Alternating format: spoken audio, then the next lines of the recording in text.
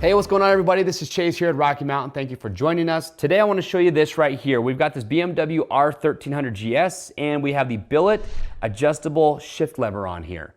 What makes this a great upgrade over the stock shift lever is the adjustability. You can see on the front here where the tip is, you actually have 4 different locations to mount the tip to get that exactly where you want it. So if you've got a large foot size or a small foot size, doesn't matter. You can adjust that forward or back and get that in the best location that's gonna be best for you.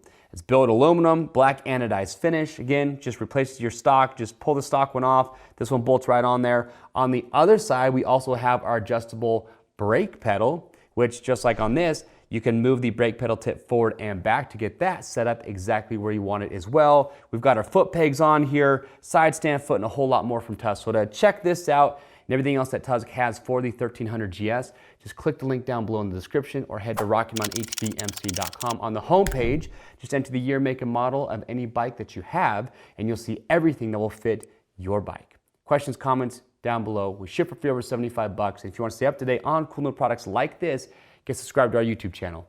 I'm Chase. We'll see you on the trails.